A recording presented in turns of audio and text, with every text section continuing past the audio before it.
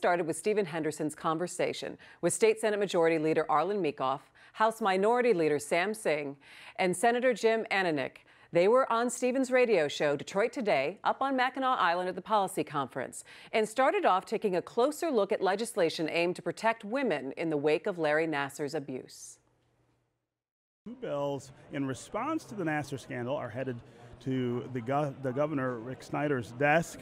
The legislation would increase the amount of time a child victim of sexual assault would have to sue in civil court. It would also give prosecutors more time to file charges in those cases. Although the bills passed almost unanimously, some senators are calling them a watered-down version of what they originally proposed. Will the state's response to this scandal do enough to protect people from this kind of abuse and empower survivors? In terms of what Michigan State did or didn't do, we're all disappointed in that, and also a little bit disappointed in the work product that came back from the House. I was hopeful it would be more stringent, more like what the Senate had passed and worked on very diligently. Margaret O'Brien being the champion.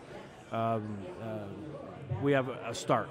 I'll just say it that way. And we're hoping to do more. And Margaret and others like her are not done working on this. And I think I see Senator Ananich shaking his head, and Sam as well. We have opportunity to do more, and I think we can and we should. What were the things that disappointed you about that House version? I think that the survivors were treated very disrespectfully when they testified or were attempting to testify. It just didn't seem like it was given the weight of what we intended when we sent it over the first time. I think my colleagues would concur on that. You agree with that, Jim? I 100% agree. I think, this doesn't happen as much in politics as it should, but, Arlan was a good leader on this. And we know we have a great relationship, as I do with Sam, and he did a good job of making sure that they had the resources they need to make sure we put together a very comprehensive plan. It was the two bills that passed, or one Democrat, one Republican. Senator O'Brien has done a tremendous job working with everyone, the survivors, my colleagues, folks in the House that were willing to work. I think Sam's done a good job of leading on this issue as well. And I was disappointed that they treated the survivors so poorly, that they were so concerned about the predators, is probably equally as much as they were about the survivors. Obviously, as Arlan said, Michigan State I'm an alumnus.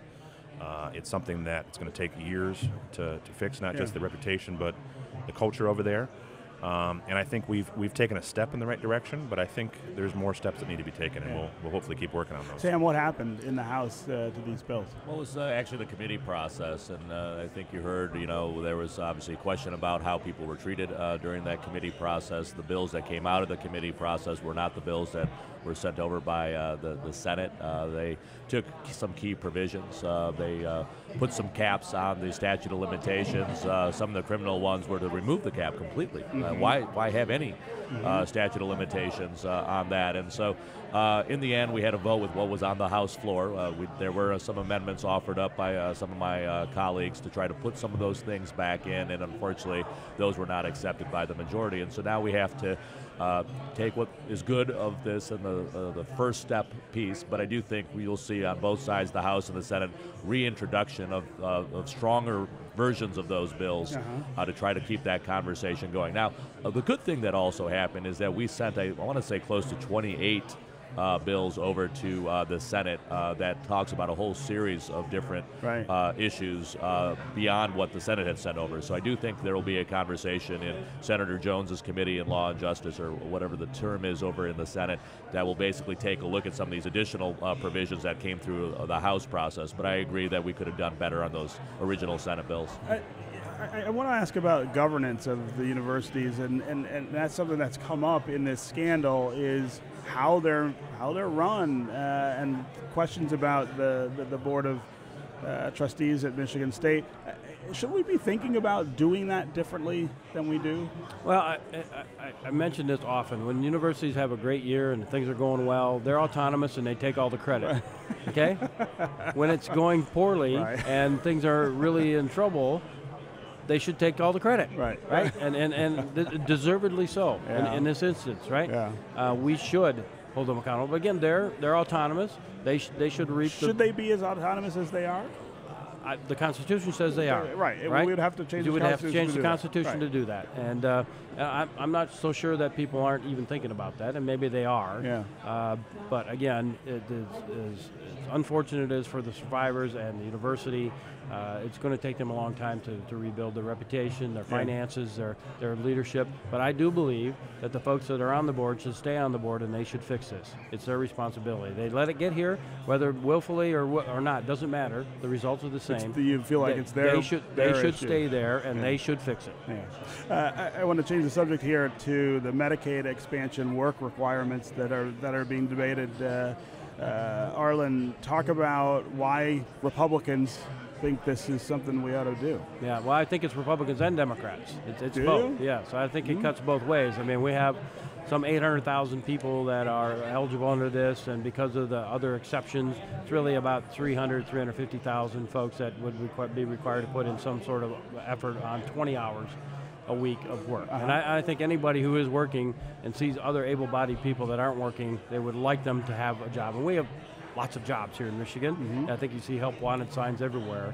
So I don't think it's really a partisan thing at all. It's really about dignity in work, dignity in their family, all of those things, and I think it's a great opportunity for Michigan. So there's been some talk about the way that this was crafted. It accepts some folks in rural parts of the state and would be enforced against people in places like Detroit. There's a racial dynamic, of course, that accompanies that. Can you explain that? And that must be a perception, because I don't believe that to be true. You don't believe that to be true? I do not. Do you believe, though, that the idea of requiring people who are on Medicaid to work is punitive in any way? I mean, the idea having a job is not punitive. Well, having a job is dignity and value and worth for a person. Do you think sometimes the burdens of that work look really different for people at the bottom of the economic The scale? burdens for our work look very different too. I think it's a big part of it is dignity and having a job. Okay. Jim Ananick, how do you respond to that? You know, I think there's no question that the best way to help any individual is make sure they have a good job, right? And I think one of the things I brought to Senator Shirkey that, this was done pretty quickly, and I think some of the things I wanted to see was we have a fractured child care system, right? There's the quality of child care is vastly different from place to place, from institution to institution. The access, we still need to expand that. We've done a good job, I think, of starting to expand it, but we haven't done it all the way. In my community, I also offered to have Senator Shirkey meet with the director of our Mass Transit Authority, because we actually send more people outside of our county than we do internal routes on our bus, because we're sending people to go work all over the place. To jobs. So I think we need to expand programs like that. We need to expand access to child care.